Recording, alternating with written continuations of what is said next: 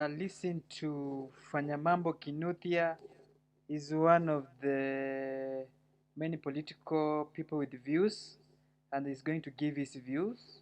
And he is also a mediator, he's an MC, and he's a training facilitator. So listen to him as he speaks about politics.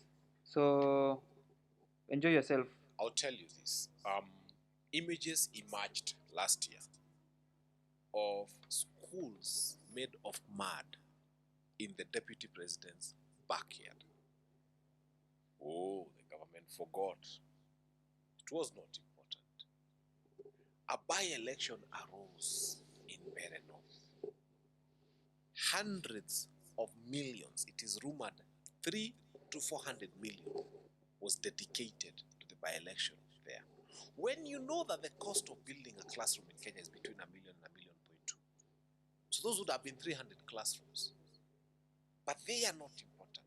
What was important was a by-election between Wamodhende from UDA and Newton Karish from DP. And that's where government took resources.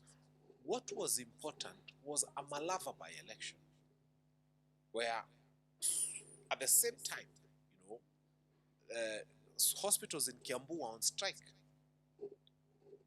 Nobody cared about that. But politicians were dancing in the constituencies that had by-elections and the wards that had by-elections. And they were splashing out money. But there was no money for the most critical things. That is where we need to say we lost humanity. Okay. That is. Do you think Mambo's Parliament has a lot of responsibilities and is entitled, even with the budget making process? Of course, it's now on by the time we get to June, July cycle.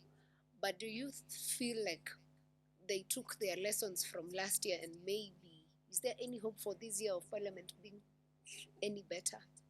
Fanya Mambo, say something on that. You see, these are the same parliamentarians. Yeah. Those who were terrible will remain terrible. Those who were genuine will remain genuine. Kenyans, we have an honorable role.